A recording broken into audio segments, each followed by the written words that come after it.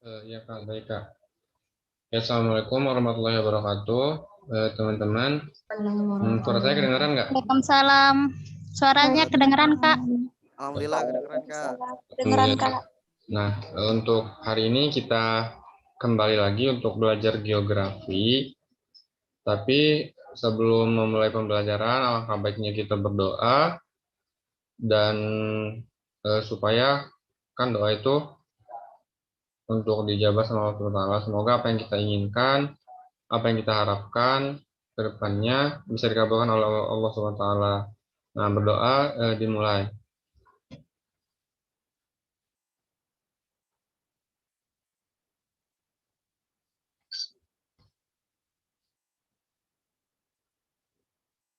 Doa selesai.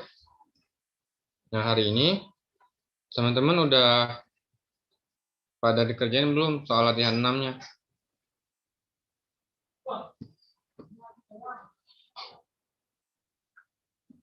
Belum, Kak. Saya belum.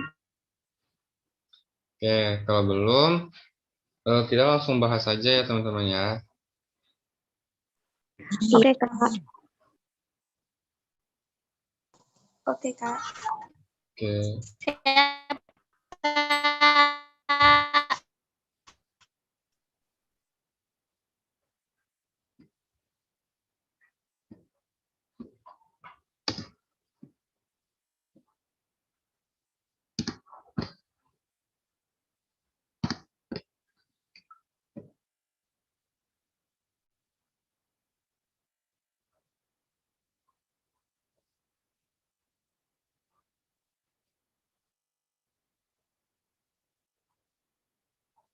oke. Nah, ini kita bakal bahas dari soal nomor 1. Wilayah perairan laut yang berpotensi sebagai tempat asal tsunami yang melanda pesisir Indonesia adalah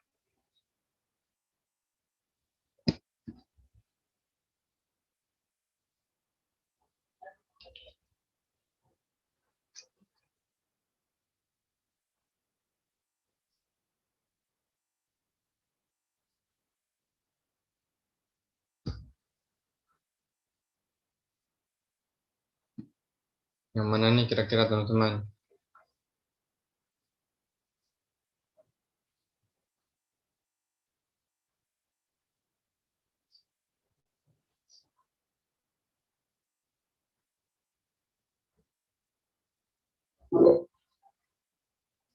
D, Kak. Wilayah perairan laut yang berpotensi sebagai tempat asal tsunami yang melanda di sebelah pesisir Indonesia adalah lautan yang mana? Nah, ini berhubungan dengan apa? Dengan pergerakan lempeng. Nah, lempeng bumi ataupun lempeng yang ada di Indonesia kan ada 3, apa aja? Yang melewati Indonesia.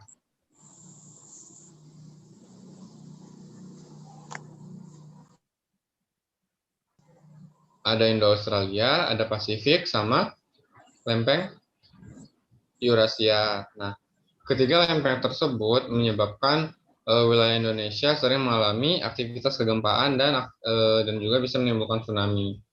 Nah, untuk itu kita harus tahu dulu nih daerah-daerah yang dia dilewati oleh ketiga lempeng tersebut.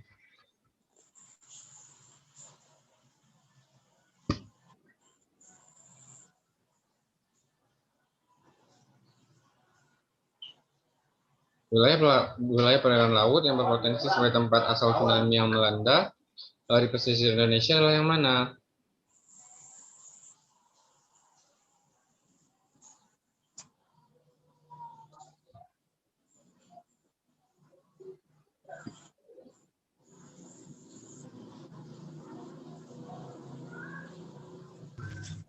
A, Kak. Kenapa A? Terus tadi yang misalnya yang bilang D juga, kenapa D?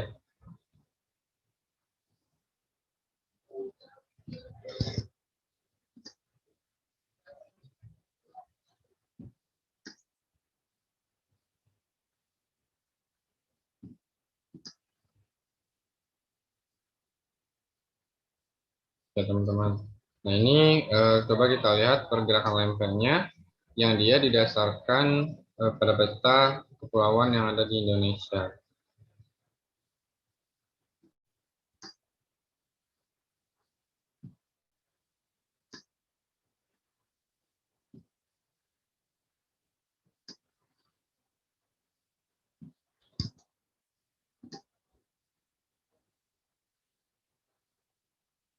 Oke. Eh, Pergerakan lempeng itu, kalau lempeng Eurasia dia berasal dari dataran Eropa dari sini, kemudian melewati India, lalu akan melewati Indonesia dan akan berakhir di wilayah dekat dengan Sulawesi. Sedangkan kalau lempeng Eurasia kan adalah lempeng yang berada di antara Indonesia dengan Australia. Jadi pergerakan lempeng Eurasia ini dia ada di sekitar sini nih. Dia kan disebut dengan Eurasia karena dia menjadi pembatas antara dia disebut sebagai Indo-Australia karena dia sebagai pembatas antara Indonesia dengan Australia seperti itu. Iya.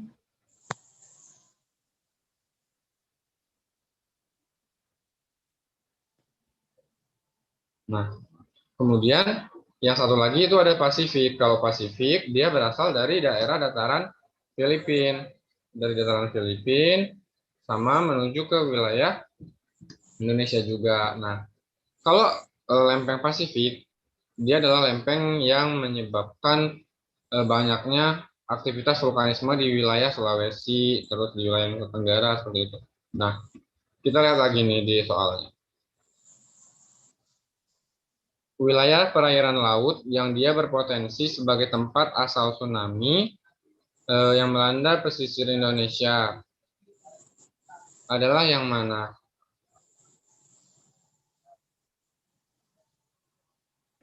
Yang D.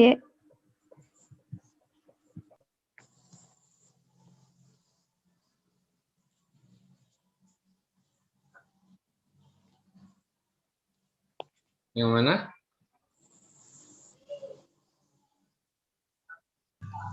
Kak, screen-nya belum berubah ya?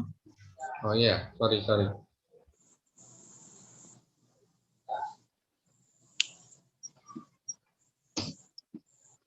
Oke, jadi yang mana nih?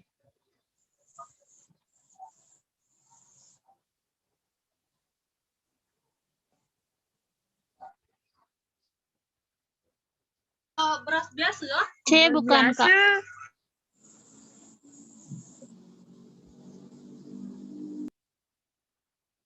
Oke, jadi jawabannya adalah iya, Laut Sulawesi dan juga perairan Teluk Tomini.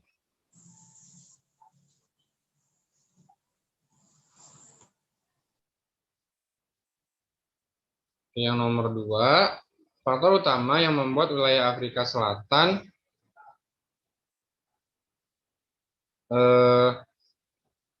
menjadi wilayah yang memiliki arti penting bagi dunia karena peran si Afrika Selatan itu sebagai apa? D, Kak. D Penghasil? bukan. Penghasil minyak bumi. Ya, jadi Afrika Selatan, negara-negara Afrika di bagian selatan itu merupakan negara-negara yang dia merupakan penghasil minyak bumi yang ada di dunia, di mana karena hal itulah yang menyebabkan wilayah Afrika Selatan menjadi wilayah yang diperhitungkan di kancah internasional seperti itu. Nah, terus yang ke nomor 3 nih,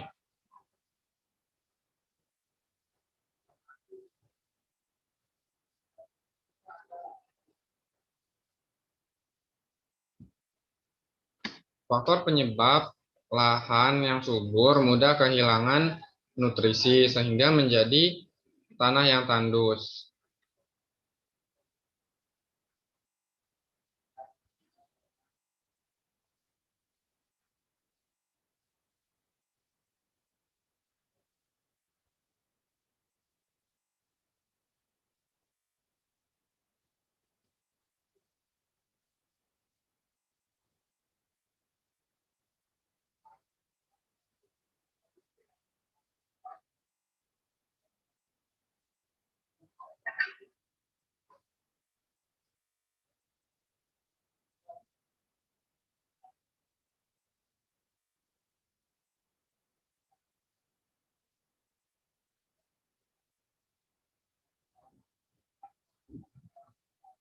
Yang mana teman-teman? Yang B bukan, Kak. Tanah yang subur itu adalah tanah yang berada di lapisan paling atas. Nah, Yang E lapisan bukan. tersebut lama-kelamaan akan terkikis. Karena faktor apa?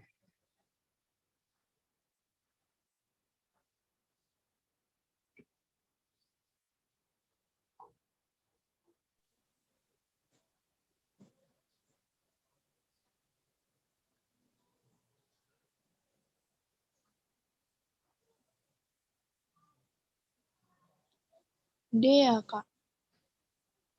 Karena faktor apa? Penggunaan teknologi modern dalam pengolahan tanah. Sebenarnya itu kurang tepat sih yang D. B, Kak. Kak, E. B bukan. Iya, yang E. Jadi penggunaan pupuk yang kurang Penggunaan tepat pupuk. dalam intensifikasi pertanian. Nah, jadi teman-teman tahu nggak intensifikasi pertanian apa? Enggak.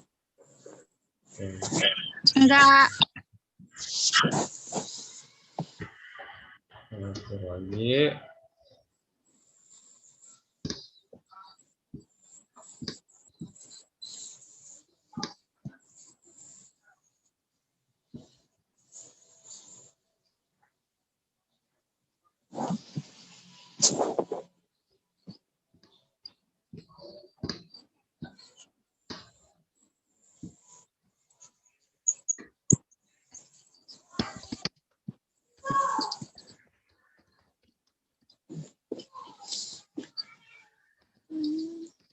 Oke, jadi dalam upaya meningkatkan lahan pertanian terdapat 3 upaya. Yang pertama, ada yang namanya intensifikasi.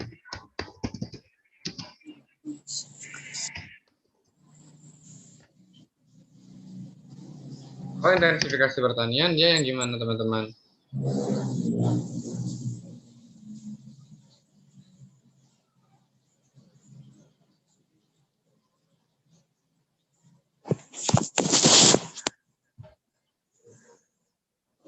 Kalau intensifikasi pertanian, dia merupakan upaya meningkatkan hasil pertanian dari sektor internal. Artinya, contohnya seperti apa? Kalau misalkan dari sektor internal, misalnya pengadaan bibit unggul, terus apalagi dari pertanian itu sendiri.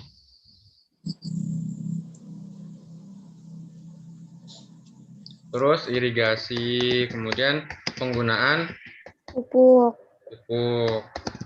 Pengolahan tanah yang baik. Ya, pengolahan tanah, kemudian pestisida atau pemberantas hama. Nah, ini merupakan bagian-bagian dari upaya intensifikasi pertanian. Yang kedua, ada yang namanya ekstensifikasi pertanian. Kalau ekstensifikasi pertanian, dia berasal dari faktor eksternal. Eksternal, luar ya, Kak. Ya, faktor eksternal atau faktor keluar dari si pertanian itu, atau dari lahan di sini, faktor luar dari lahan. Nah, kalau kalau ekstensifikasi pertanian ini, contohnya apa? Perluasan daerah pertanian. Ya, misalnya jadi kalau upaya meningkatkan hasil pertanian dengan ekstensifikasi pertanian ini adalah dengan menambah luas lahan. Lalu yang ketiga ada yang namanya diversifikasi. Diversifikasi pertanian. Nah, kalau diversifikasi pertanian ini merupakan upaya dalam menambah hasil produksi pertanian dengan apa? Dengan jenis kegiatan. Ya, dengan menanam berbagai jenis tanaman dalam suatu lahan. Oke, kita review lagi. Kalau intensifikasi pertanian itu adalah yang ditekankan atau yang dilihat adalah lahannya. Ataupun bagaimana sih caranya si petani ini dalam mengelola dan memperbaiki kualitas lahannya. Misalnya dengan penyediaan bibit unggul, kemudian irigasi yang memadai, penggunaan pupuk, lalu pengolahan tanahnya seperti apa, lalu berhubungan dengan pemberantasan hama juga dengan pestisida seperti itu. Lalu kalau yang ekstensifikasi pertanian yang berasal dari faktor luar, itu adalah dengan misalnya menambah luas lahan pertanian. Selain menambah luas lahan pertanian, apalagi? Mengolah area gitu, Kak. Ya, menambah tenaga kerja juga. Terus yang ketiga ada yang diversifikasi pertanian. Dia merupakan sistem pertanian yang dia digunakan untuk meningkatkan hasil pertanian dengan cara petani menanam lebih dari satu jenis tanaman atau berbagai jenis tanaman dalam satu lahan sehingga hasilnya nanti akan lebih banyak seperti itu. Dan berbeda-beda juga.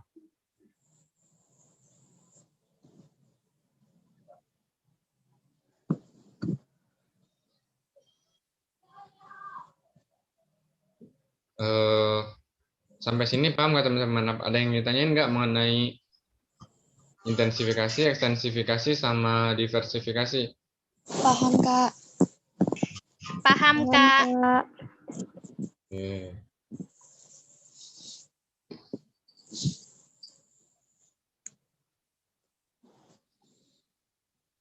Terus yang keempat, estimasi keberadaan ikan pelagis di Laut Sulawesi melalui interpretasi penginderaan jauh dapat dilakukan dengan menggunakan Kak, parameter. screen-nya belum diubah.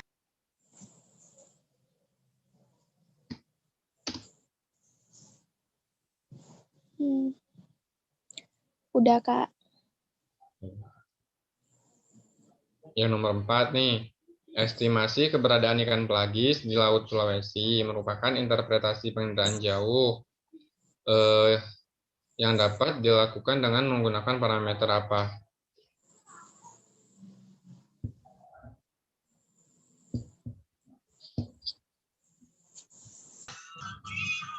B.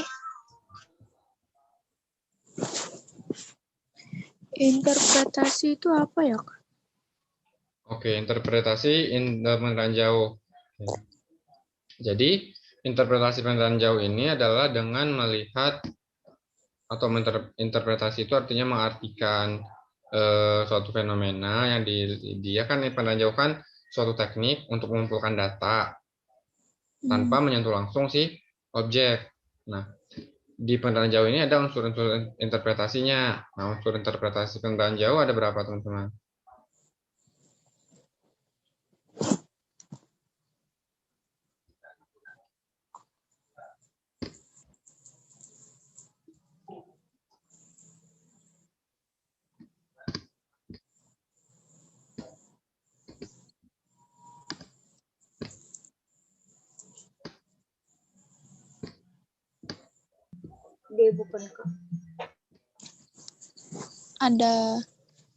Ada 8 ya, Kak. Interpretasi penginderaan Unsur jauh. interpretasi penginderaan jauh yang pertama ada yang namanya Rona. rona atau warna. Rona atau warna ini dia melihat tingkat kecerahan dari suatu objek atau dari suatu gambar yang diperoleh melalui penginderaan jauh ini. Nah, rona dan warna ini dia dipengaruhi oleh faktor apa?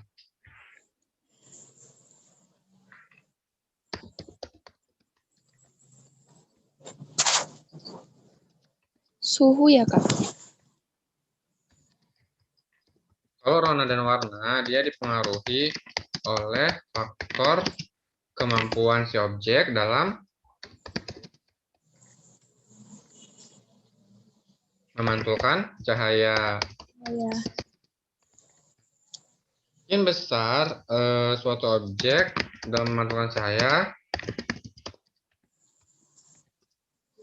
maka objeknya akan semakin warnanya akan semakin terang apa gelap? Cerah. Ya, akan semakin cerah ya, atau semakin terang. Sedangkan kalau dia proses pemantulannya hanya sedikit, maka objek yang dihasilkan akan berwarna gelap seperti itu. Nah, ini adalah rona dan warna. Terus kalau pada air warnanya gelap apa cerah? Cerah. Air. Gelap. Gelap. Air itu sifatnya gelap karena air itu nggak bisa memantulkan Cahaya. cahaya. Cahaya. Terus yang kedua teman-teman, selain rona dan warna ada yang namanya tekstur. Bentuk. Tekstur ini dia melihat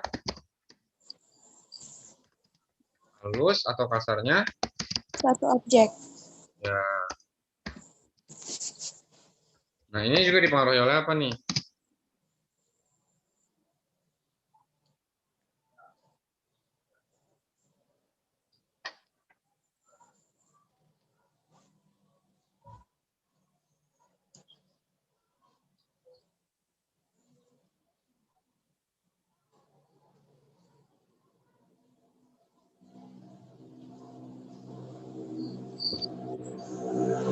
Kalau tekstur dia dipengaruhi oleh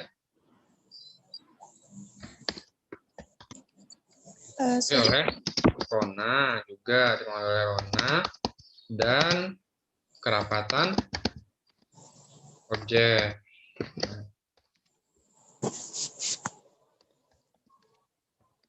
Suatu objek yang memiliki rona cerah, dia akan memiliki tekstur yang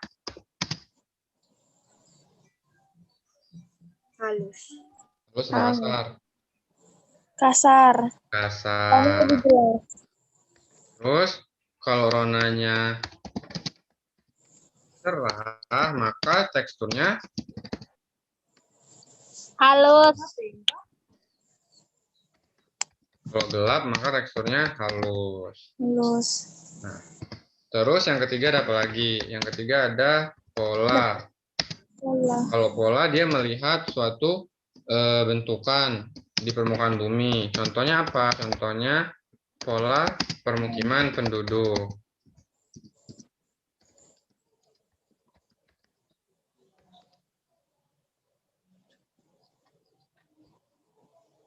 Dalam pola permukiman penduduk itu dibagi menjadi berapa jenis, teman-teman?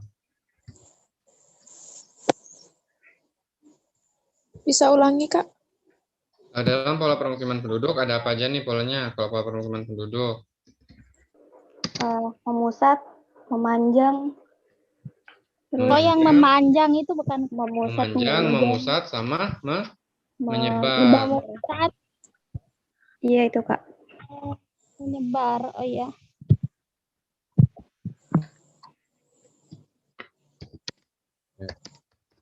Pola memanjang itu disebut juga dengan pola linear ya teman-teman ya. Nah, pola linear ini biasanya terdapat di mana? Di rel kereta sama di Ya, di sepanjang sungai, terus di sepanjang rel kereta permukimannya, terus di sepanjang mana lagi? jalan raya. Di sepanjang jalan raya ya, sama satu lagi dia mengikuti garis pantai. Pantai. Oke. Mata air. Terus yang kedua ada yang pola memusat. Kalau pola memusat ini adalah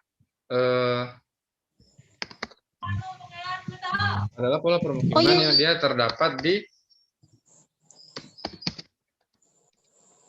dekat dengan Pusat kota.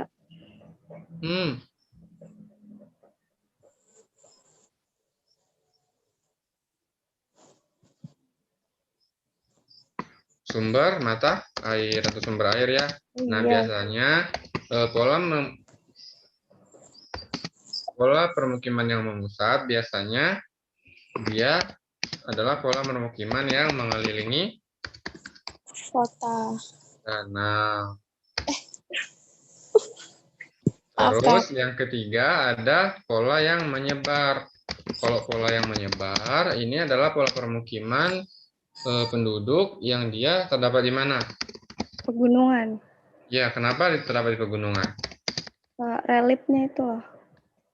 Ya, Kak, apa namanya, pola menyebar ini kenapa terdapat di pegunungan? Karena daerah pegunungan itu topografi ataupun reliefnya nggak datar semua. Jadi nggak semua tempat di wilayah pegunungan bisa didirikan suatu permukiman penduduk seperti itu.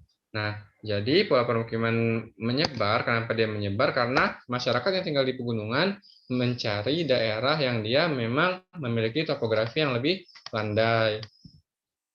Tapi semua tempat di pegunungan itu nggak semuanya landai seperti itu. Kan ada yang lerengnya miring banget, terus curam, kayak gitu. Terus yang ketiga ada apa lagi? Yang ketiga ada apa lagi nih?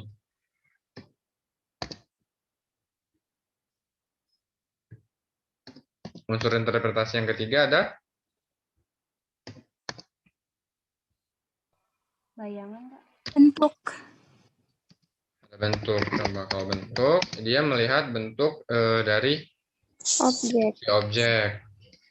Misal sekolah biasanya berbentuk seperti apa teman-teman?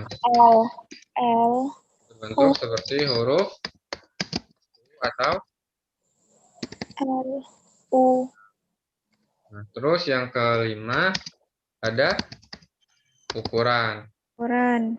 Ukuran ini melihat ukuran dari si objek. Contohnya gimana? Tinggi, lebar, panjang. Ya, apakah ukurannya Lebih kecil. lebar, terus apakah ukurannya seragam atau sama, dan lain-lain. Terus yang keenam Bayangan. ada bayangan.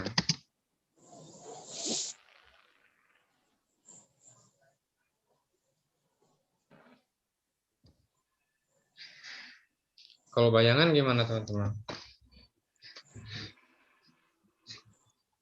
Pemberi. Yang adanya sinar, Kak. Sinar matahari. Nah, kalau bayangan ini adalah bayangan dari si objek. Ini dipengaruhi oleh apa?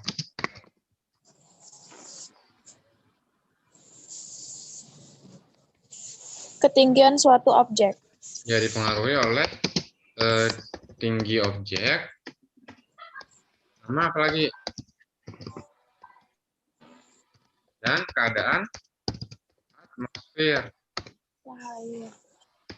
Atau apakah ada sinar matahari atau enggak. Nah, suatu objek yang dia memiliki ketinggian yang lebih tinggi, terus mataharinya bagus, biasanya bayangannya akan lebih jelas apa lebih tidak jelas? Sama. Lebih jelas. Ya, apa namanya, bayangannya akan lebih jelas di objek seperti itu. Terus selain bayangan ada apa lagi nih? Situs. Ada situs. Situs itu apa? Berhubungan dengan apa? Letak suatu objek. Ya, Objek lain.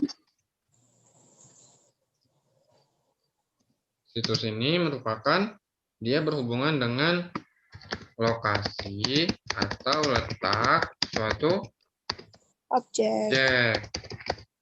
Misalnya gimana? Misal hutan mangrove itu bersitus di mana? Apakah? Oh, hutan mangrove. Misalnya hutan mangrove, situsnya di mana? Pantai. Ya, di pantai atau dekat dengan muara seperti itu. Terus yang kedelapan ada asosiasi. Kalau asosiasi ini melihat suatu objek dengan memperhatikan objek di sekitarnya. Keterkaitan. Misalnya gimana teman-teman?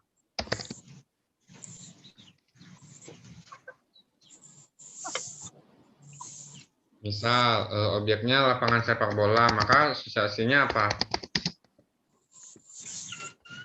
Lapangan sepak bola itu berasosiasi dengan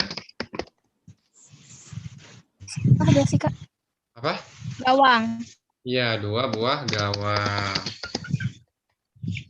Terus Benar ya, selain Kak? iya benar. Terus selain lapangan sepak bola, apalagi misalnya rel kereta. Rel kereta dia berasosiasi dengan apa? Stasiun. Dia Stasiun. berasosiasi dengan stasiun. Selain stasiun, apalagi? Sama gerbong Badan juga. Seperti itu. Terus Kamu itu apalagi nih teman-teman?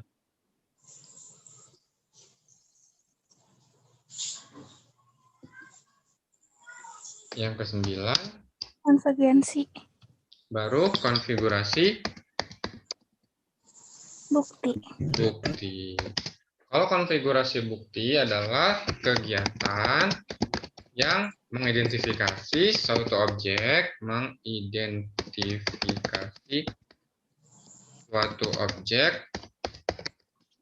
dengan berdasarkan apa? Dengan berdasarkan unsur-unsur interpretasi yang lainnya.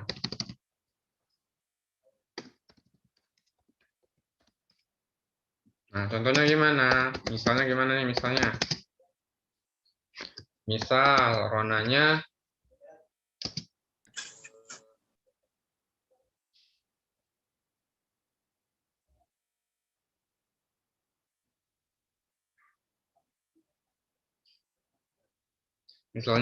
cerah, terus teksturnya kasar, lalu polanya tidak beraturan.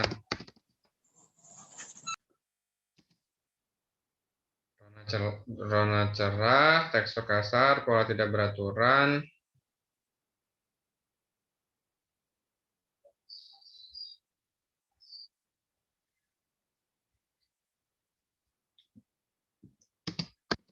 Ukuran tidak seragam. Nah, ini apa teman-teman?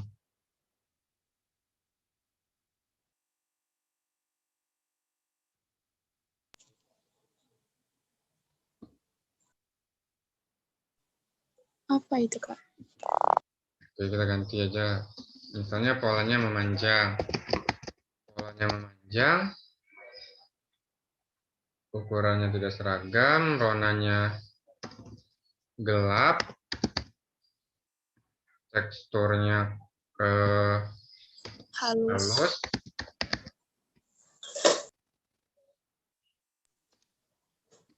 warna gelap, tekstur halus, ukuran tidak seragam, terus dia berasosiasi pada apa? Asosiasi pada meander. Bayangan.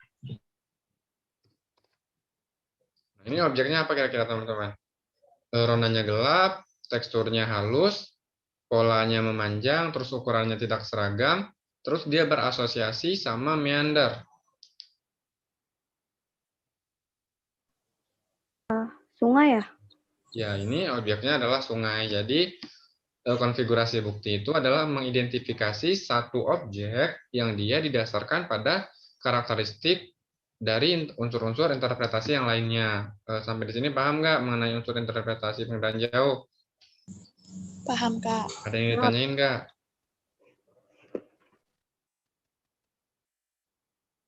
Aman, Kak, aman.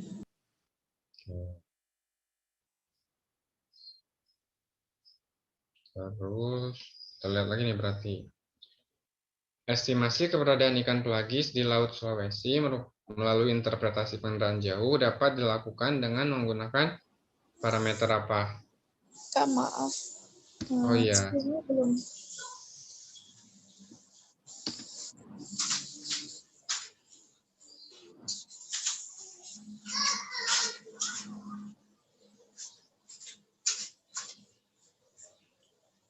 Estimasi keberadaan ikan pelagis di Laut Sulawesi melalui interpretasi pengendalian jauh dapat dilakukan dengan menggunakan parameter Suhu dikasih air lagi sini,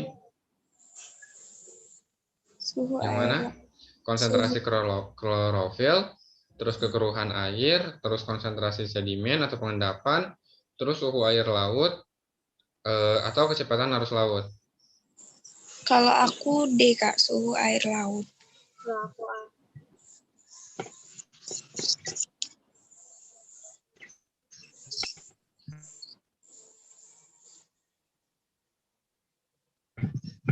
Kalau aku antara E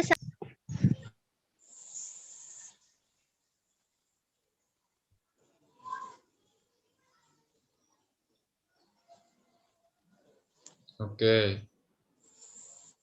Jadi ini kalau berhubungan dengan sumber daya perikanan, maka parameter yang tepat yang digunakan adalah dengan melihat konsentrasi Klorofil. klorofil. Konsentrasi klorofil ini dia sebagai tempat atau sumber makanan bagi ikan tersebut, seperti itu. Terus nomor 5 nih. Faktor yang menyebabkan perkembangan pusat permukiman menjadi kota besar seperti yang dialami oleh Kota Medan dan Kota Makassar adalah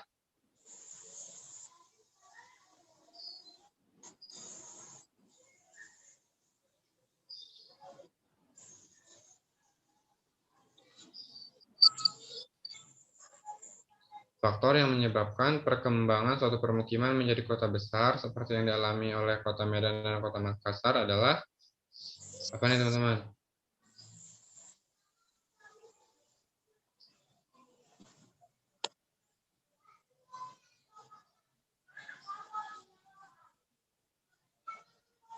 Oke, ini kita bahas di perkembangan kota.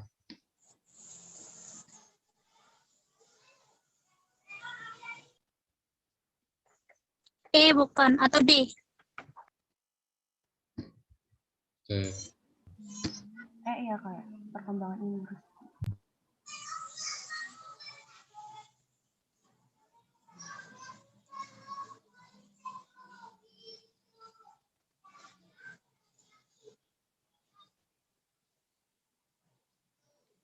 Interaksi dengan kota atau wilayah sekitar.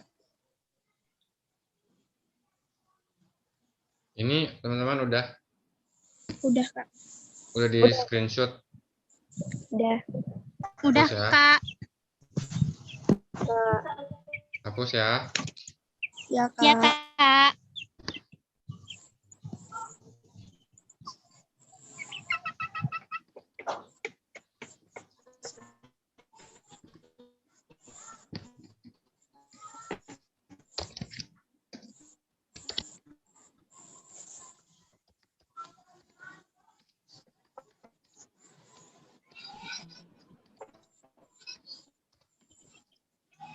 Oke. Jadi tahap perkembangan kota itu dia dikemukakan oleh Louis Montfort. Nah, di mana dalam teori Louis Montfort, tahap perkembangan kota ini yang pertama diawali dengan adanya apa, teman-teman?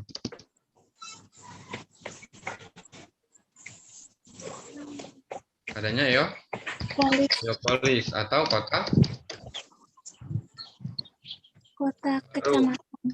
Nah, geopolis ini atau kota baru ini merupakan kota yang sedang mengalami transisi atau perubahan dari transisi karakteristik desa jadi sebuah kota. Kalau kota baru atau geopolis ini dia akan diartikan sebagai kota yang sedang mengalami transisi atau perubahan karakteristik desa menjadi sebuah kota. Nah, maksudnya di sini adalah kalau kota geopolis ini adalah kota yang baru terbentuk seperti itu. Masih ada sifat desanya dan juga tapi juga sudah menunjukkan sisi atau sifat yang berhubungan dengan perkotaan seperti itu. Dia peralihan antar desa untuk menjadi sebuah kota. Terus yang kedua ada polis. Kalau polis ini dia gimana teman-teman? Dia kota. Masih terpengaruh agraris. Kenapa? Dia masih terpengaruh agraris. Nah, kalau polis ini adalah kota yang baru terbentuk juga, tapi dia sudah mengalami perkembangan daripada eupolis.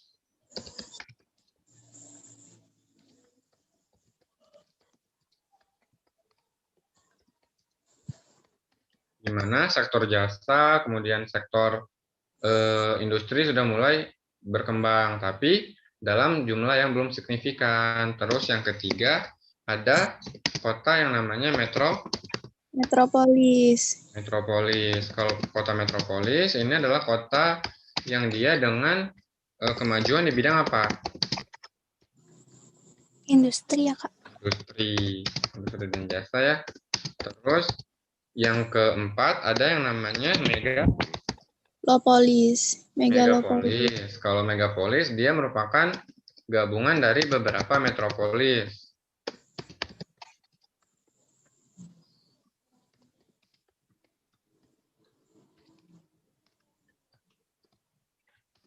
Nah, ini yang kelima ada apa lagi nih? Tiranopolis. Kalau Tiranopolis adalah kota yang dia merupakan kota dengan kekacauan, tingkat kriminalitas. Memburuknya situasi politik. Ya, dengan kota dengan kekacauan dari berbagai aspek. Misalnya seperti apa? Misal meningkatnya kriminalitas, terus lagi polusi udaranya sangat banyak, sangat tinggi. Terus situasi politiknya buruk. Ya, situasi politik memburuk. Secara istilah singkatnya, kota Tiranopolis ini adalah kota dengan banyaknya tingkat kejahatan.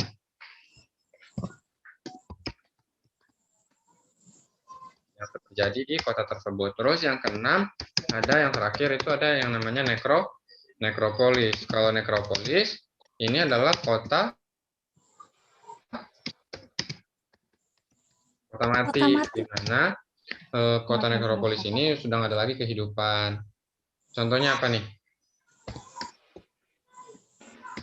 Contoh kota mati. Contoh kota Sparta. Terus apa lagi? Ini adalah contoh-contoh dari kota yang sudah mengalami Kematian. Kota mati.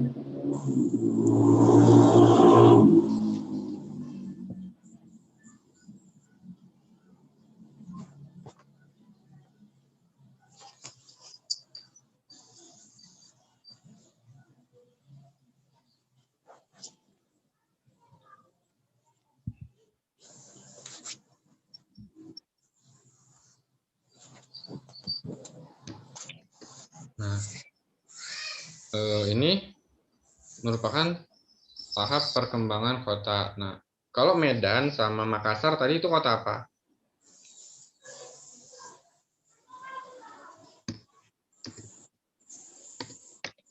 Megapolis. Gabungan dari beberapa kota metropolis. Ya, dia merupakan faktor penyebab perkembangan suatu kota. Pusat permukiman itu apa aja? Pusat pemukiman. Nah, kota Medan dan Makassar tadi berkembang karena berbagai faktor. Faktor yang pertama adalah industri. Adanya pertumbuhan perekonomian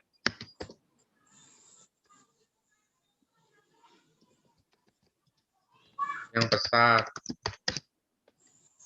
Adanya perekonomian yang pesat, mulai dari industri dan lain sebagainya ya. Terus yang kedua juga dipengaruhi oleh banyaknya lapangan pekerjaan. Sama yang ketiga, dia juga dipengaruhi oleh apa? fasilitas perkotaan yang sudah memadai, mulai dari layanan kesehatan, layanan pendidikan. Kalau suatu kota sudah memenuhi itu, maka besar kemungkinan kota tersebut akan menjadi kota yang mengalami proses kemajuan seperti itu. Jadi,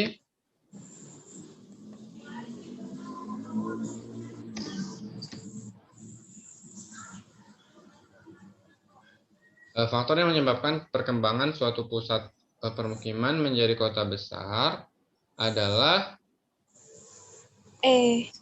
Perkembangan kegiatan industri ya, di kota. perkembangan kegiatan industri di kota.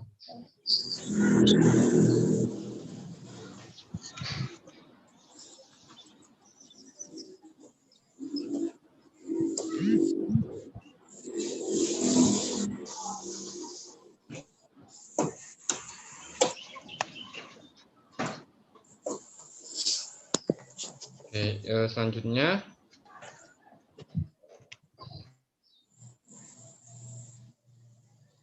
nomor 6 nih. Faktor perbedaan suhu udara menurut posisi lintang adalah pada dasarnya merupakan akibat dari apa, teman-teman?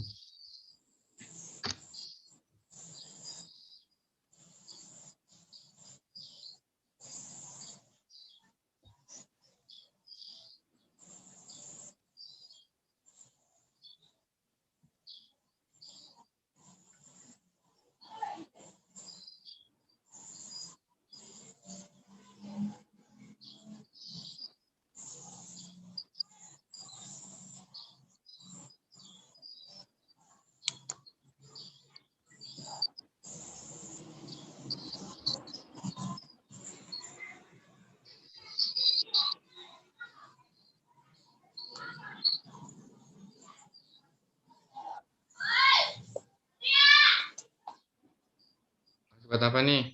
Fenomena perbedaan suhu udara menurut posisi lintang pada dasarnya merupakan akibat dari B ya kak. Datang radiasi matahari.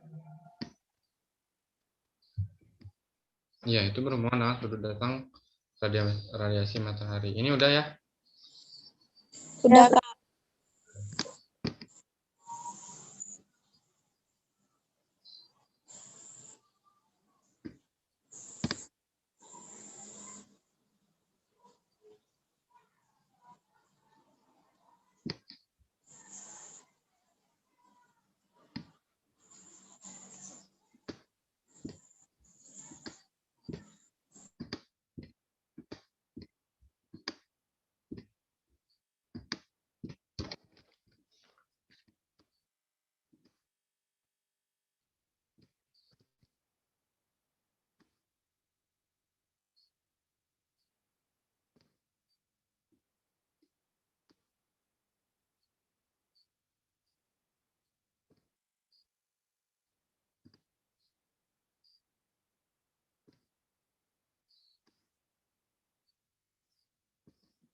Ini adalah letak lintang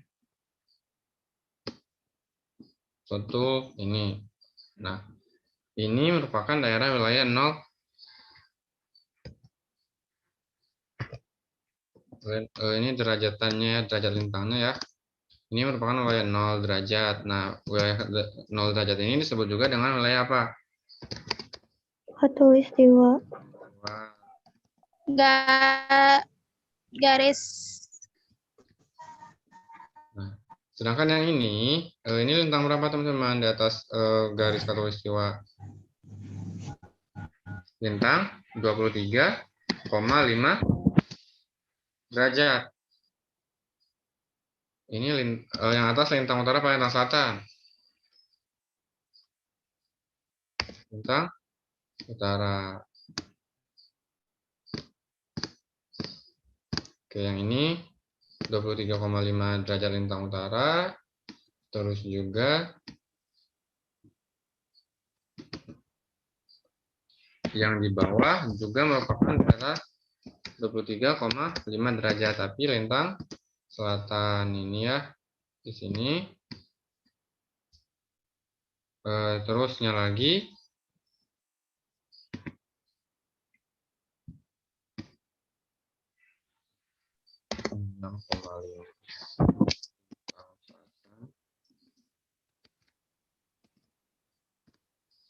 Ini garis ini 66,5 lintang selatan.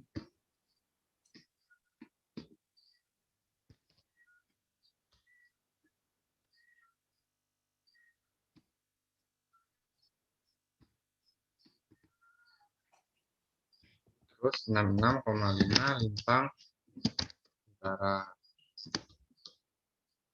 Nah, di sini 66,5. Sedangkan wilayah ini wilayah berapa nih teman-teman? Daerah kutub atau daerah 90 derajat ya. Ini daerah lintang utara, 90 derajat lintang utara. Di sini 90 derajat lintang selatan. Nah, matahari di wilayah-wilayah ini yang paling banyak mendapatkan sinar matahari wilayah yang mana nih?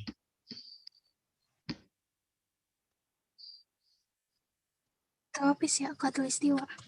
Iya, daerah khatulistiwa.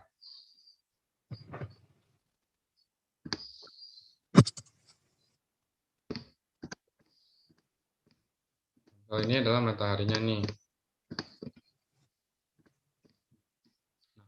Matahari dia keberadaannya itu sejajar dengan daerah khatulistiwa, sehingga penyinarannya ke daerah khatulistiwa itu seperti tegak lurus membentuk sudut 180 derajat. Oleh karena itu di daerah khatulistiwa penyinarannya atau perbedaan waktu siang dan waktu malamnya itu relatif sedikit. Biasanya 12 jam siang maupun 12 jam malam, meskipun ada perbedaan paling hanya beberapa menit. Nah, beda halnya dengan wilayah-wilayah daerah subtropis atau daerah 23,5 derajat ini, yang dia penyinaran mataharinya enggak membentuk sudut tegak lurus. Nah, ini sehingga dia menyebabkan penyinaran mataharinya mendapatkan perolehan penyinaran matahari yang lebih sedikit. Nah, daerah yang mendapatkan penyinaran matahari yang lebih sedikit ini, suhu udaranya akan semakin lebih dingin atau lebih panas? Lebih dingin. Ya, lebih dingin kan, karena dia nggak dapat sinar matahari secara full seperti itu. Jadi jawabannya apa nih? Faktor yang menyebabkan fenomena perbedaan suhu udara menurut posisi lintang pada dasarnya merupakan akibat dari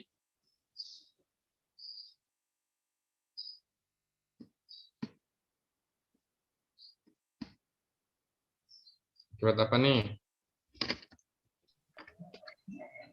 Pilihannya mana? Masih nge-screen itu, Kak. Oh iya.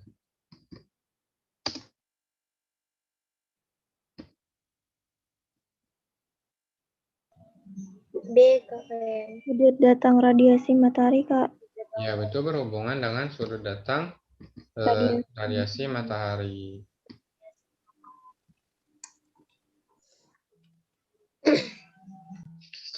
Oke.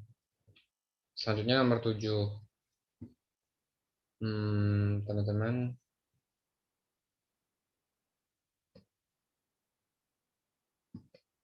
Sebentar ya.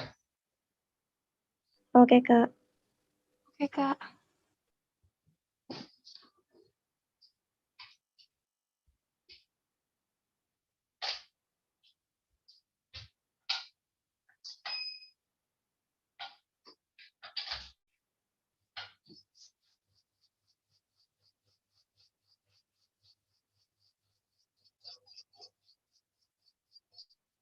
Oke. Terus selanjutnya yang nomor 7. Daerah yang ideal untuk membuat embung adalah apa? Yang mana? Embung itu yang gimana sih teman-teman? Embung? Lembah ya. Buat nambung air. Tuh kalau di sini kayak Ya, apa ya bahasa Indonesianya? Untuk menyimpan air kan, embung itu untuk menampung air ya. Iya, Kak. Nah, Iya, Kak. biasanya suatu wilayah atau daerah yang cocok untuk menyimpan air untuk dijadikan embung itu wilayah yang seperti apa? Ini mudah nih. A, Kak. Lembah. daerah lembah dan curah hujan tinggi. Ya, otomatis yang pertama harus kita lihat itu adalah dari curah hujannya. Curah hujannya tentu harus tinggi kan untuk apa namanya? Untuk menjadikan si wilayah tersebut menjadi embung. Menjadi embung itu adalah harus melihat curah hujannya. Curah hujannya harus tinggi. Terus karakteristik wilayahnya dia merupakan wilayah lembah, perbukitan atau wilayah pesisir. Lembah, Kak. Kenapa lembah? Kan buat nampung air. Ya, lembah ya karena morfologi lembah itu sifatnya bisa lebih menampung air baik dari lereng pegunungan dan sebagainya. Iya. Lalu sekarang yang nomor 7 nih. Nomor 8.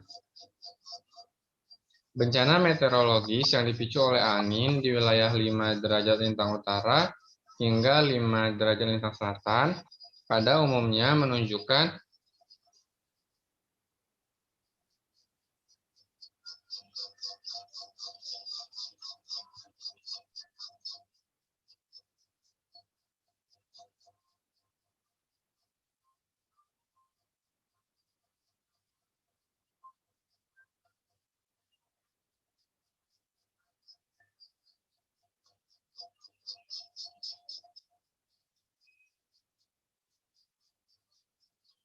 apa nih teman-teman?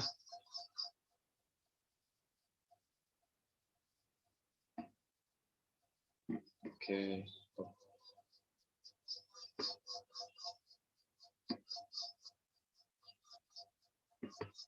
Ini udah ya.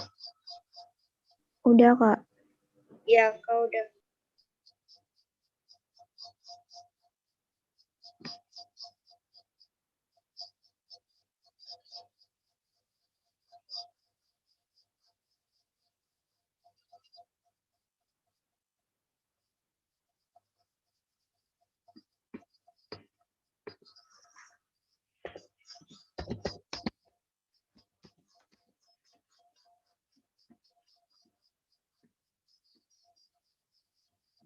Ya, tunggu ya.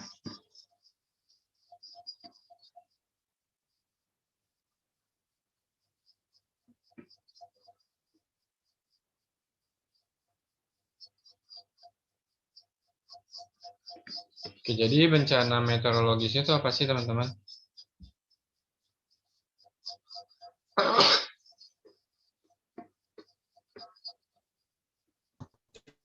Bencana meteor. Meteorologis.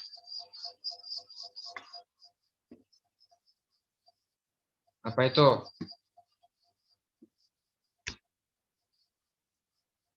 PowerPoint-nya udah muncul. Belum.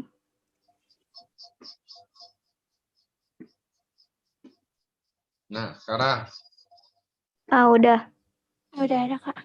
Oke, jadi bencana alam meteorologis itu adalah bencana alam atau bencana yang secara alamiah muncul akibat adanya ketidakseimbangan dalam cuaca, iklim maupun keberadaan air di permukaan bumi. Oke.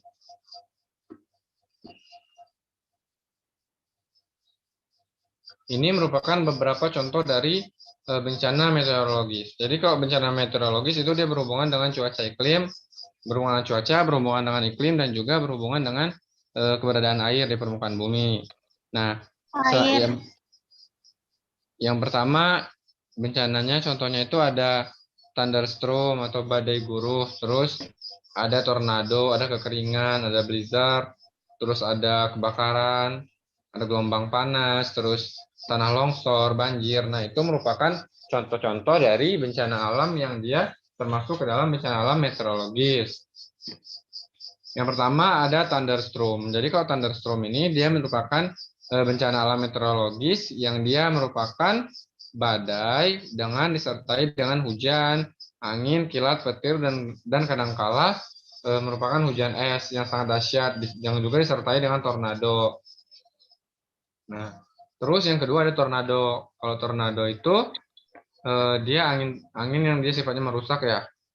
Nah, dia biasanya terkonsentrasi di daerah lembah tornado, tetapi dapat terjadi di sepanjang pantai ini Biasanya kalau tornado sering terjadinya di wilayah-wilayah yang Amerika.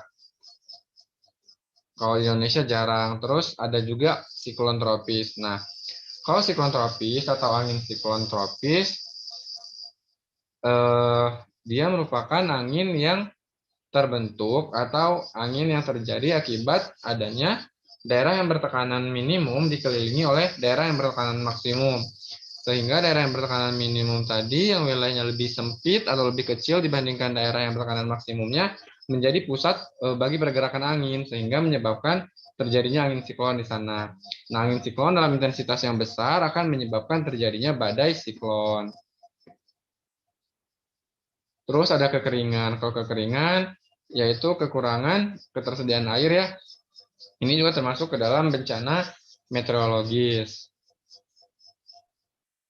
Terus ada blizzard. Blizzard itu merupakan cuaca musim dingin yang sangat dahsyat. Badai es juga menjadi akibat sistem musim dingin yang berbahaya. Jadi kalau blizzard ini adalah badai es.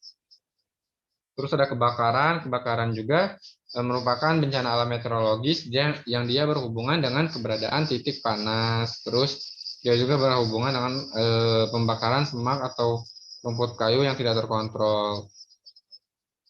Terus ada tornado juga. Terus ada bencana kekeringan. Kalau bencana kekeringan, dia ada El Nino, disebabkan oleh El Nino. Kekeringan itu, El Nino membawa pengaruh bencana kekeringan bagi beberapa tempat di Indonesia. Terus ada badai.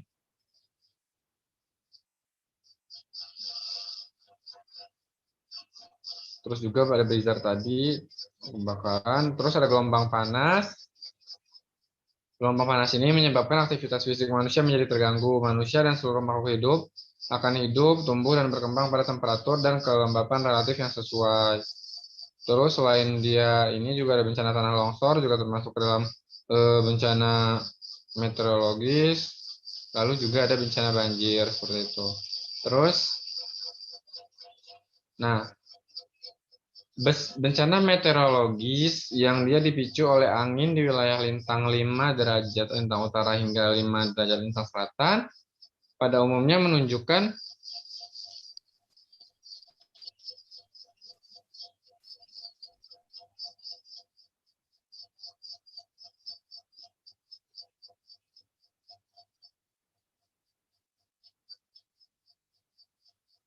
menunjukkannya apa nih? Kejadiannya dapat diprediksi, nilai risikonya besar, cakupannya sempit, penduduk yang terdampak banyak, atau intensitas kejadiannya bisa menurun. Dapat diprediksi, Kak.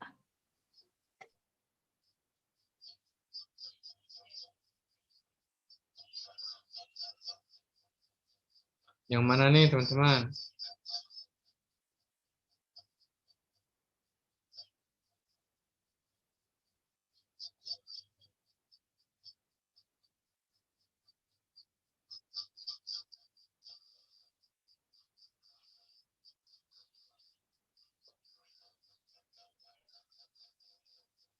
Yang mana Yulia? Yang mana nih? Bencana meteorologis yang dipicu oleh angin di wilayah 5 derajat lintang utara sampai dengan 5 derajat lintang selatan pada umumnya menunjukkan. Nah, kalau dipicu oleh angin terus dia terletak di 5 derajat lintang utara sampai 5 derajat lintang selatan, ini biasanya merupakan badai siklon. Nah, badai siklon itu ada bencana-bencana meteorologis yang lainnya juga yang berhubungan dengan angin, dia menunjukkan bahwa nilai resikonya besar. Nilai resiko ini adalah nilai yang menunjukkan risiko dari suatu bencana itu sendiri. Semakin besar risiko, biasanya akan menyebabkan semakin banyaknya daerah yang mengalami kerugian. Bahkan bisa semakin banyak juga korban jiwa yang berjatuhan seperti itu.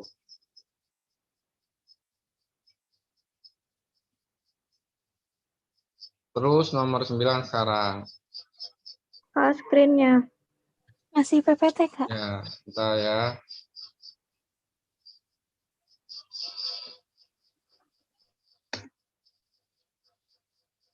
Ciri yang paling menonjol dari perkembangan kawasan agropolitan adalah agropolitan. Agro dan politan. Agro apa teman-teman? Agro itu berhubungan dengan apa? Pertanian bukan? Pertanian. Agroteknologi. Eh, Agro per... Ya, Kak. Agro itu berhubungan dengan pertanian.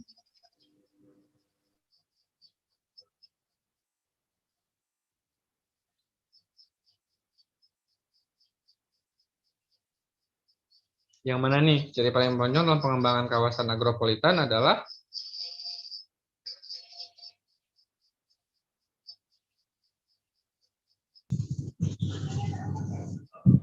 B, Kak.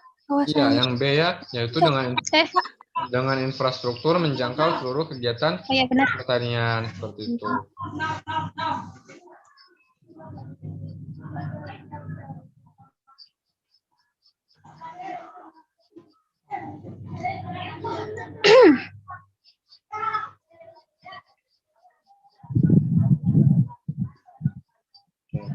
Nomor 10.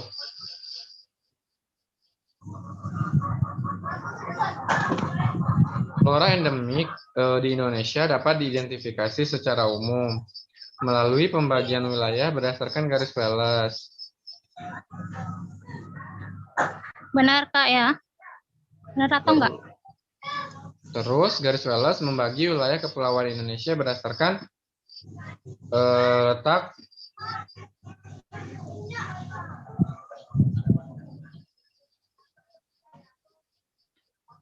berdasarkan perbedaan jenis tanaman.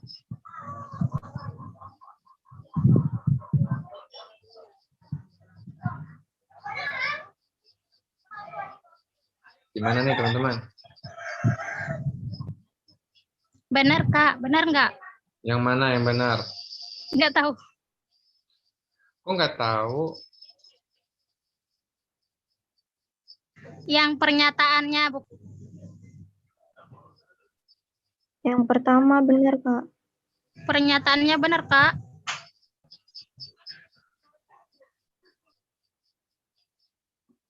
Oke, kita ini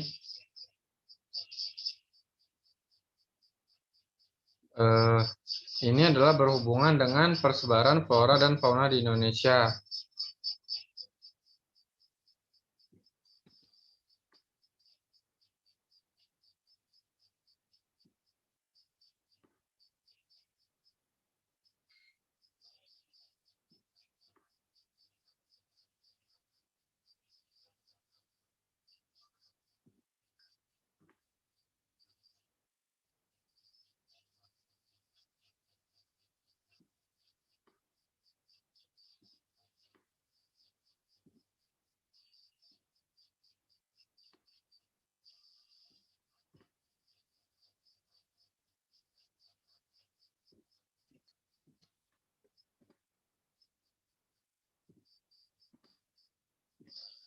Oke.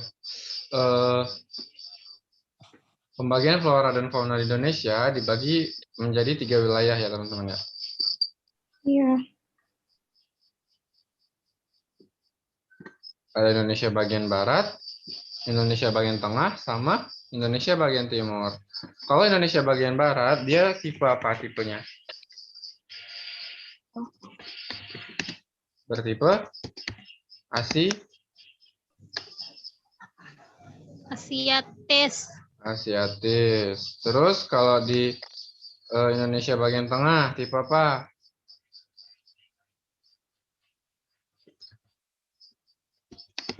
Tipe peralihan.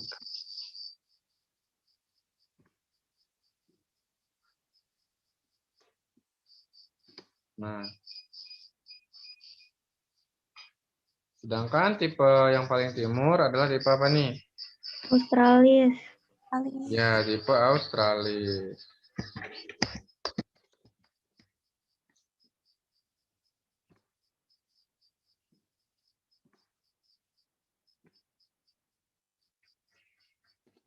Ini adalah tipe Australis.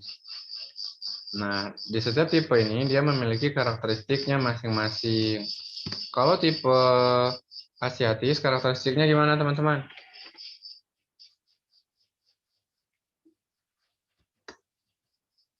Dia didominasi oleh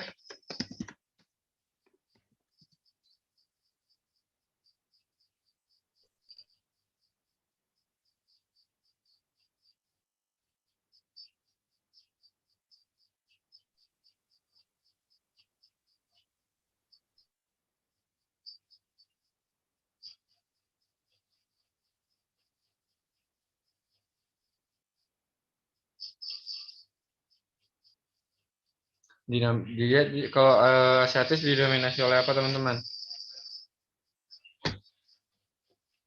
Mamalia berbadan Besar. besar. Contohnya apa nih kalau hewan asiatis? Gajah. Ya, gajah. Gajah, terus Harimau. harimau, badak, Singa, badak bercula, terus apa lagi? beruang, singa, benar. Yang ada di Indonesia? Sapi. Oh, beruang nggak ada di Indonesia ya, Kak? Yang hewan-hewan Indonesia, gajah, harimau, terus apa lagi? Sapi. Orang Orangutan. terus ada bekantan juga, dan lain-lain banyak ya. Terus badak bercula 1, ada harimau Jawa, harimau Sumatera. Nah, kalau yang di wilayah peralihan, ini karakteristiknya dia merupakan hewan endemik. Hewan endemik itu adalah hewan yang hanya ada di Indonesia. Contohnya apa nih teman-teman? Kalau dia peralihan. Komodo. Ya, ada komodo. Terus ada apa lagi? Anoa. Ada anoa. Terus ada maleo atau burung maleo. Terus ada apa lagi? Babi rusa. Cendrawasih, Jalak Bali. Terus cendrawasih. kalau cendrawasih itu merupakan tipe Australis. Oh iya, Kak, maaf. Komodo, anoa, maleo, ada babi rusa. Ada apa lagi? Ada kakatua. Kakatua. Banyak, Kak.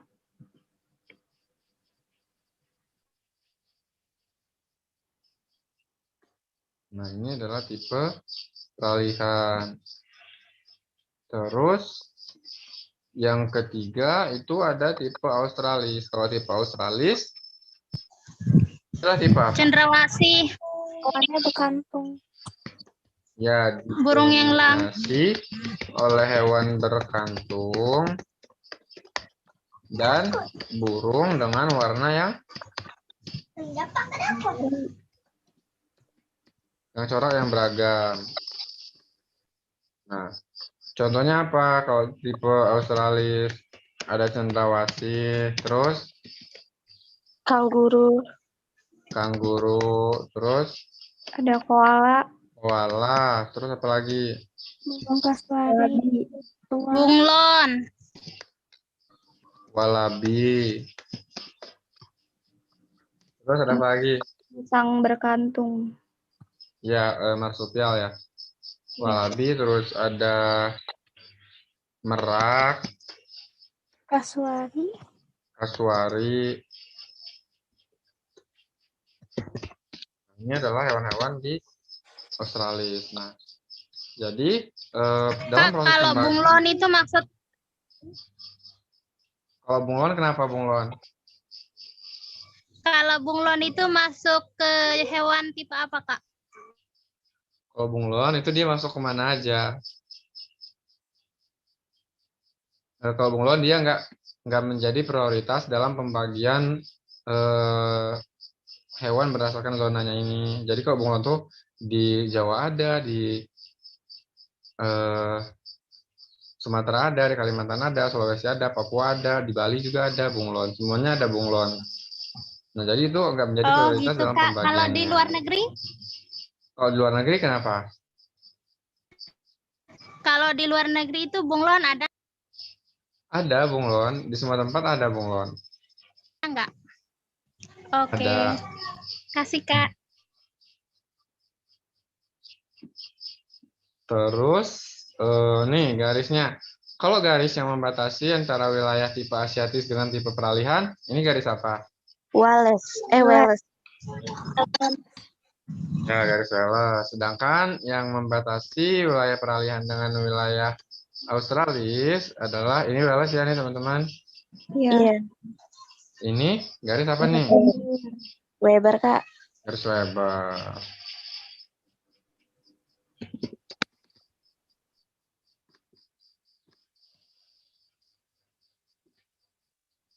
Oke. Nah, selanjutnya kita lihat lagi nih ke soalnya. Kak itu maksudnya apa ya? Yang mana? Yang mana ya? Yang garis Wallace sama Weber itu kalau bedanya apa gitu Kak? Garis Wallace atau garis Weber ini adalah garis khayal. Jadi garisnya ini emang nggak ada sebenarnya, cuma dia garis khayal yang dia dibuat untuk memudahkan pembagian klasifikasi si flora dan fauna yang ada di Indonesia. Karena kan Indonesia kan negara kepulauan. Nah, garis ini, dua garis ini, garis Weber dan garis Wallace ini dia untuk mencirikan atau mengkarakteristikkan si suatu fauna itu gimana gitu. Sebagai pembagi, garis yang membagi wilayah-wilayah Indonesia menjadi 3 tipe fauna ini.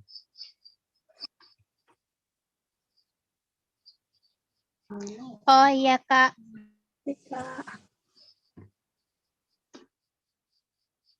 Oke.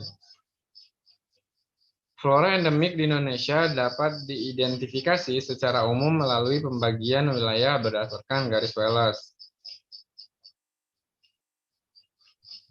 Kak, endemik itu maksudnya apa? Fauna endemik itu adalah fauna yang hanya ada di Indonesia, nggak ada lagi fauna-faunanya di negara lain seperti itu. Hanya terdapat di suatu wilayah fauna endemiknya. Misalnya kalau endemiknya negara Cina kan panda seperti itu. Terus kalau endemiknya Indonesia yang nggak ada di wilayah lain tuh kayak ada jalak Bali, terus ada komodo, itu kan nggak ada lagi di daerah lain. Benar ya, Kak, pernyataannya. Oke, flora endemik di Indonesia dia secara umum diidentifikasi melalui pembagian jadi wilayah benar salah ya Kak? berdasarkan garis Wallace. Benar nggak ini? Benar. Ya, benar. Terus pernyataan yang kedua nih. Garis Wallace membagi wilayah kepulauan Indonesia berdasarkan perbedaan jenis tanaman. Salah. Salah. Aturannya apa aturannya? Yang benarnya? Karena garis Wallace itu kan wilayah pembagian Indonesia berdasarkan Fauna ya atau hewan ya, perbedaan fauna. jenis fauna. Jadi kalau benar salah apa tuh? C. Oke.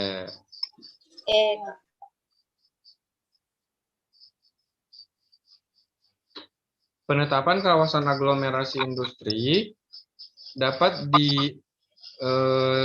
didasarkan pada faktor terkonsentrasinya berbagai faktor produksi.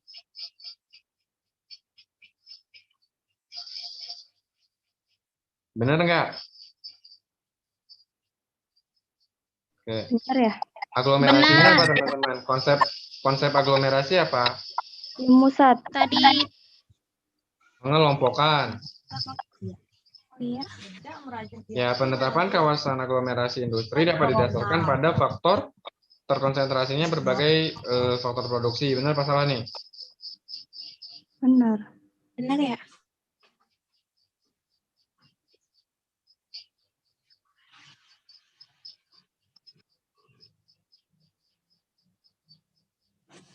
Benar ya. Terus yang kedua, adanya keterbatasan dalam pemilihan lokasi industri yang ideal sangat memungkinkan terbentuknya pemusatan industri. Benar atau salah? Benar ya? Coba baca lagi. Pemusatan industri. Adanya keterbatasan dalam pemilihan lokasi industri sangat memungkinkan terbentuknya pemusatan industri. Itu Salah. salah.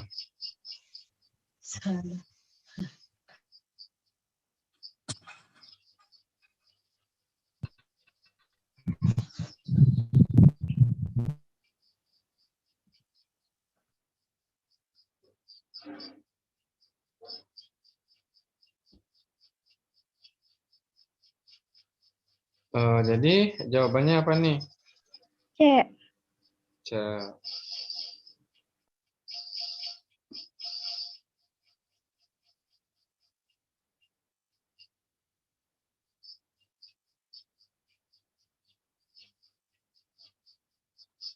Erupsi gunung api yang bersifat eksplosif selalu merusak relief muka bumi. Benar nggak? Benar. Benar. Terus, material erupsi yang keluar dari kepundan dapat menghancurkan bentuk tanah dan meratakan lembah-lembah. Benar. Benar. Erupsi gunung api itu ada berapa, teman-teman? Sifatnya.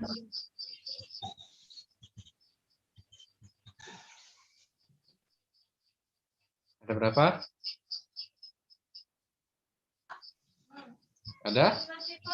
Ada dua. Ada yang bersifat efusif sama eksplosif.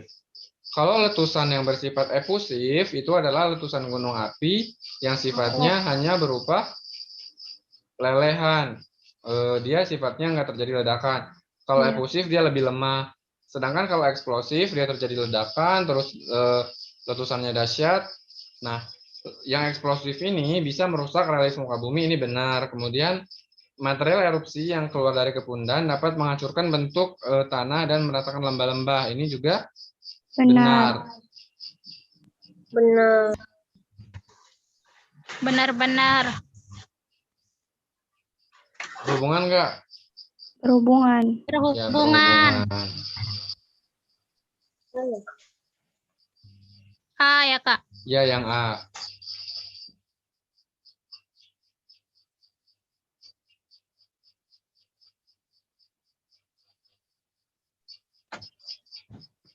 Dampak yang mungkin terjadi akibat peningkatan pendidikan masyarakat di desa dalam sektor pertanian adalah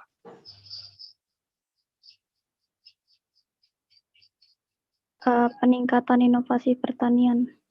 peningkatan inovasi pertanian, kemudian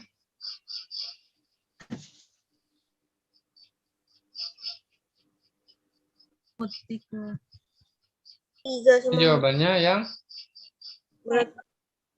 apa? Yang 4 4 saja ya, Kak. Ya, 4 saja. D. Berarti D. yang D.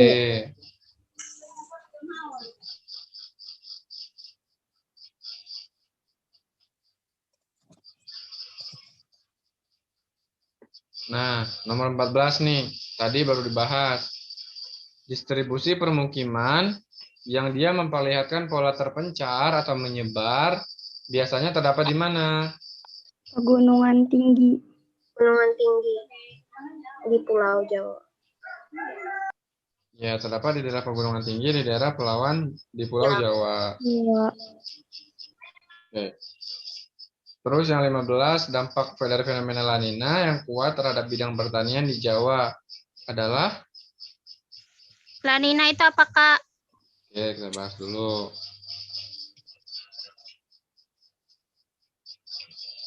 Jadi, dalam sirkulasi udara di lautan akan nanti menyebabkan terjadinya El Nino dan La Nina. Ya. Kalau El Nino itu adalah menyebabkan Indonesia mengalami musim kemarau. Sedangkan kalau La Nina menyebabkan Indonesia mengalami musim penghujan. Kalau El Nino menyebabkan Indonesia mengalami kekeringan, sedangkan kalau La Nina menyebabkan Indonesia mengalami bencana banjir.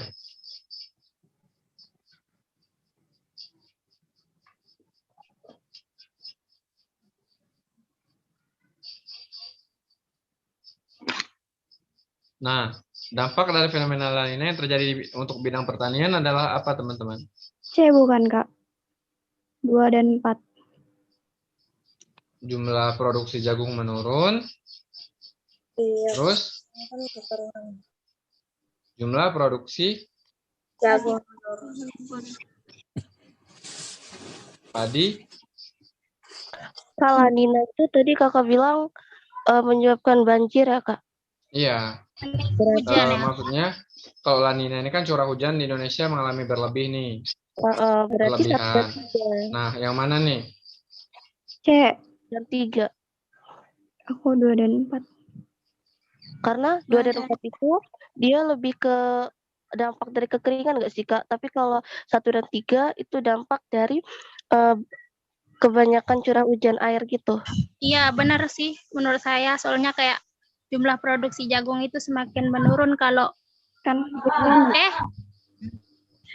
salah ya, maaf. Jagung itu adalah tanaman yang butuh banyak air, butuh sedikit air, atau wilayah kering.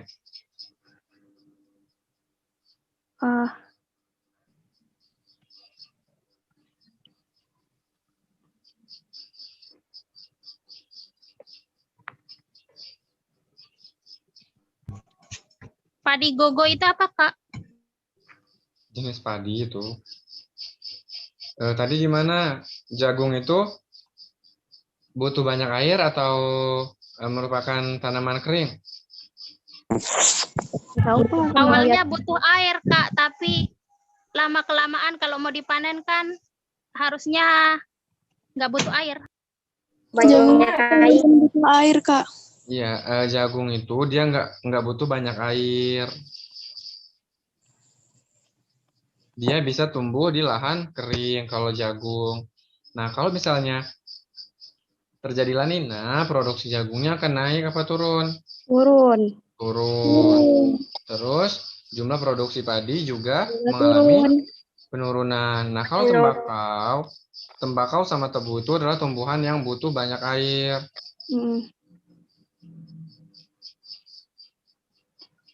Suatu lahan dia memiliki kemiringan lebih dari 15%. Berarti ini 2 dan 4 ya, 2 dan 4 apa? C. Suatu lahan memiliki ketinggian lebih dari 15% merupakan indikator dari lahan yang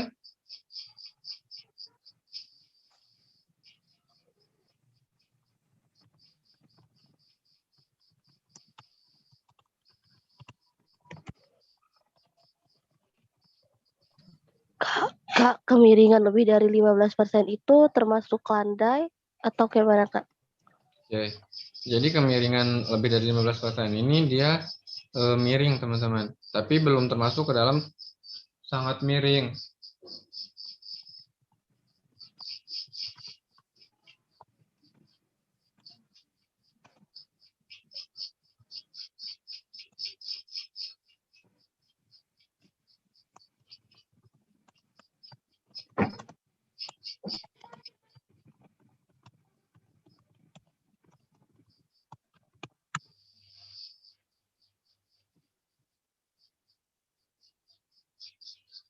Nah, kemiringan 0 sampai 15 itu ternyata masih ke dalam dikategorikan sebagai landai. 0 sampai 15 landai, tapi kalau dia udah sampai 15 lebih dari 15 hingga 30 itu agak curam. Terus kalau lebih dari 30 itu sangat curam. Ini agak curam nih. Berarti D ya kak? Ya, berarti untuk permukiman dan pertanian. Selanjutnya, informasi dari peta tematik dasar yang dapat digunakan untuk analisis geografi adalah oceanografi itu kak? Oh iya, analisis oceanografi. Oceanografi berarti berhubungan dengan lautan. Yang mana nih? Analisis oceanografi.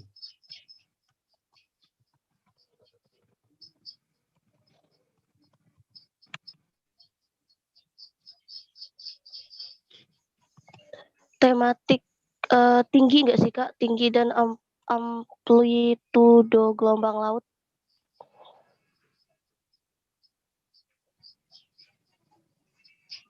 Kan tematik itu berhubungan dengan angka ya Kak? Kalau peta tematik itu adalah peta khusus yang digunakan untuk dengan tema tertentu. Oh iya deh Kak, iya. Maaf Kak, lupa. Berarti dia cuma ada satu tema tanpa membahas yang lain ya? Iya. Yang mana ya?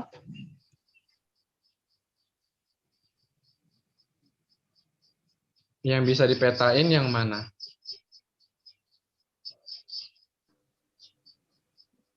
Lebar dan panjang garis pantai.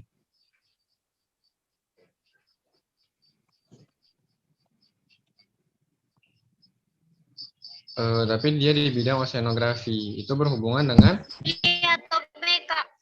perairan laut. Pasang dan surut.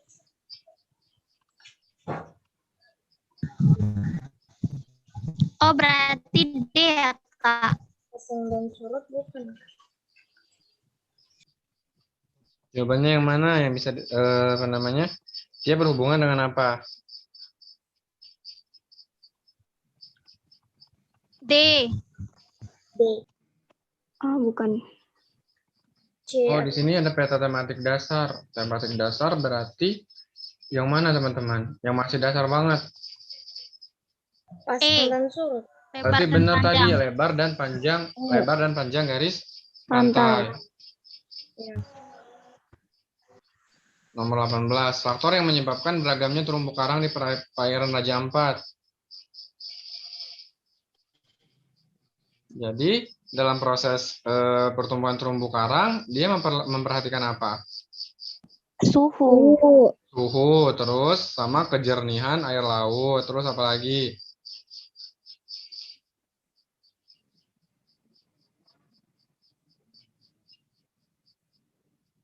Keberagaman. Ya udah ini mah jawabannya yang mana jawabannya? D. D. Yang D ya, suhu dan perairan.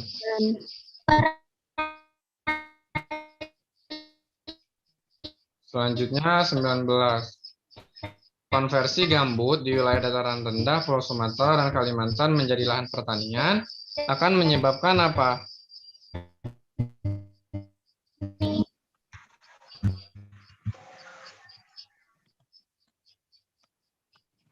Konversi gambut itu apa, Kak? Konversi gambut itu maksudnya pengkonversian atau perubahan atau proses pemanfaatan lahan gambut kemudian dialih fungsikan menjadi lahan pertanian seperti itu. Akan mengakibatkan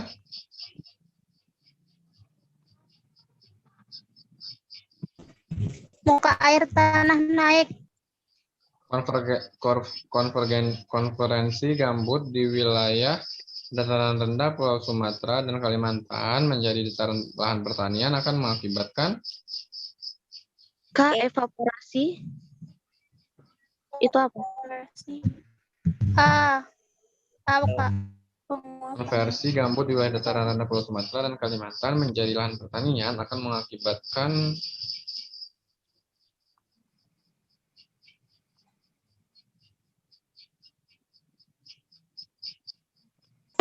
Kak Roy, ya. maaf Pak, Nanda izin keluar dulu, soalnya mau nemenin Mama ke pasar. Ya.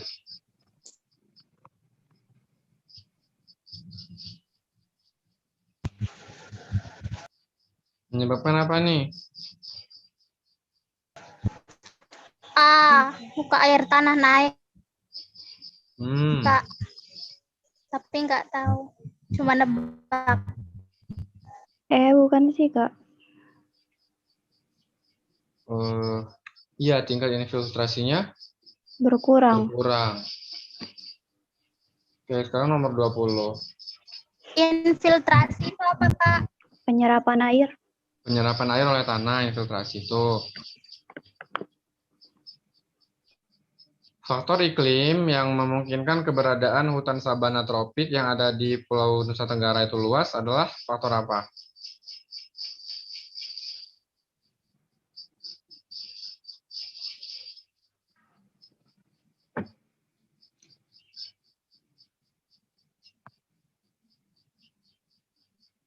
Yang mana Curah teman-teman? hujan rendah. Curah hujan Yang rendah. rendah. Oke. Itu yang C ya. Kemudian Kak. nomor 21, interaksi pengelaju Bekasi Jakarta lebih banyak dibandingkan dengan pengelaju Karawang Jakarta. Hal itu dipengaruhi oleh perbedaan Jarak absolut. jarak absolut.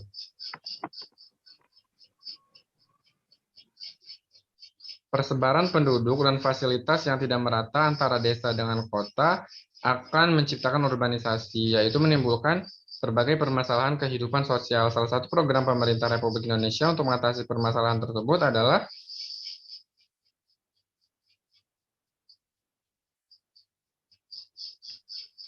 Yang C ya. ya Program Nasional Pemberdayaan Masyarakat. Negara-negara di benua Asia yang berpengaruh terhadap perkembangan ekonomi dan budaya Indonesia. Malaysia. Malaysia. Wah. Ya, Malaysia ya. Malaysia. Terus alokasi ruang untuk pembangunan merupakan salah satu bidang penerapan ilmu geografi untuk mengurangi besarnya risiko bencana dengan prinsip C. Menjauhkan masyarakat dari sumber bencana. Memantau sumber bencana yang mengancam masyarakat. Oke. Karakteristik bencana dan masyarakat itu dia masyarakat, sumber bencana dan masyarakat itu nggak bisa dijauhkan. Artinya, dimanapun manusia itu berada, di situ pasti akan selalu ada sumber bencana. Misal, masyarakat pegunungan, ketika dia dipindahkan, masyarakat pegunungan yang aktif misalnya dipindahkan, itu kan untuk dia tujuan pindahnya untuk mengurangi resiko bencana gunung api. Misalnya dia pindah dekat pantai, nanti bakal timbul bencana tsunami, dia juga akan menjadi kena. Terus pindah dekat sungai, nanti erupsi bukan erupsi peningkatan muka air sungai menyebabkan banjir juga bakal kena. Jadi di setiap tempat di permukaan bumi itu sebenarnya memiliki sumber bencana. Nah, tujuan alokasi ruang untuk pembangunan ini merupakan upaya untuk apa? Memantau berarti. Iya, memantau sumber bencana. Ya, untuk memantau sumber bencana yang mengancam masyarakat. Terus proses denudasi atau pendataran muka bumi menjadi proses yang dominan di Pulau Kalimantan saat ini.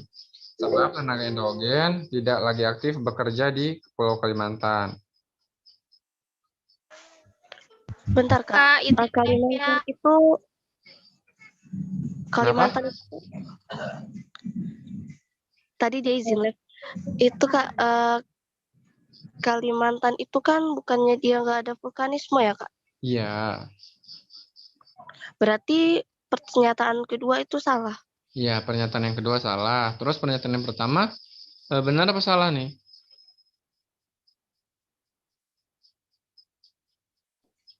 Salah. Kenapa salah?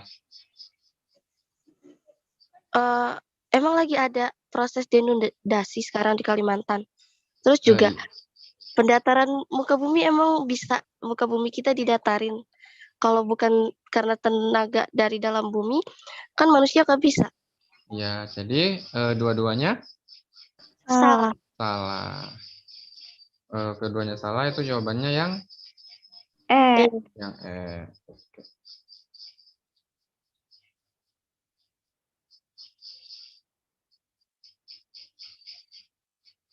Oke. Sampai sini teman-teman ada yang mau ditanyain nggak mengenai materi hari ini?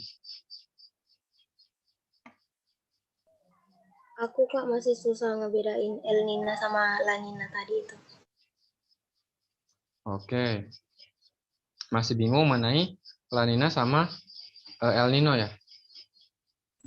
Iya Kak, masih suka kebalik-balik. Ini ada materinya. Tunggu bentar.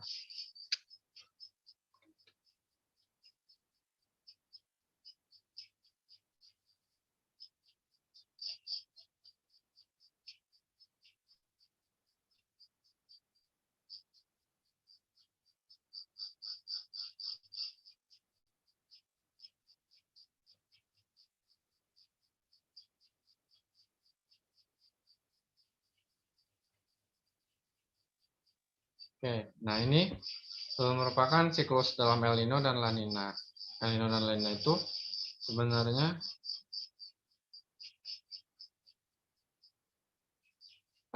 merupakan kondisi perairan, memanas atau mendinginnya perairan.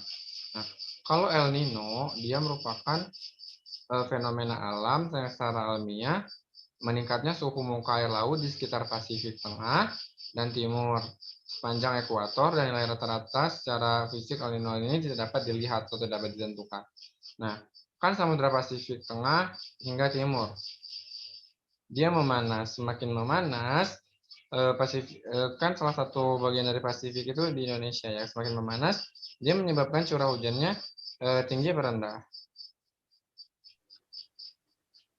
Kalau di Lautnya mengalami pemanasan, maka Pasifiknya kemarau. wilayah tersebut di wilayah kalau misalnya pemanasan itu otomatis curah hujannya tinggi ya, evaporasinya tinggi.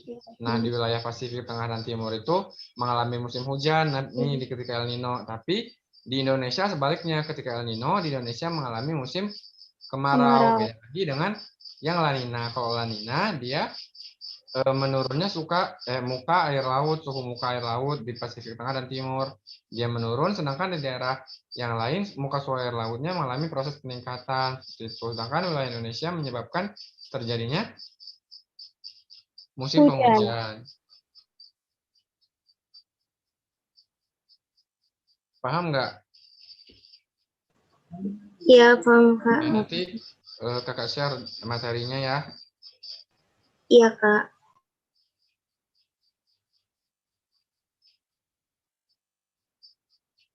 Oke, saya kakak akhiri nih ya. Terima kasih teman-teman udah mau hadir, udah mau nyempetin, lagi puasa-puasa juga. Semoga ilmu yang didapat ataupun apa yang kakak sampaikan, kalau ada salah-salah kakak minta maaf. Terus semoga apa yang kita pelajari hari ini, ilmu yang kita dapat hari ini bermanfaat, dan semoga nanti di ujian UTBK bisa berjalan maksimal. Amin. Amin. Akhiri, wassalamualaikum warahmatullahi wabarakatuh. Waalaikumsalam warahmatullahi wabarakatuh. Terima kasih Kak Roy untuk hari ini dan teman-teman semua. Selamat berbuka puasa. Belum ya? Kak. Masih satu azan lagi ya. Oke, kita akhiri dengan baca hamdalah. Alhamdulillahirrahmanirrahim. Kafaratul majlis. Subhanallah wa bihamdika asyhadu an la ilaha illa anta astaghfiruka wa atubu ilaik. Sampai jumpa di hari selanjutnya teman-teman. Tetap semangat KKN meeting ya. Assalamualaikum warahmatullahi wabarakatuh. Waalaikumsalam.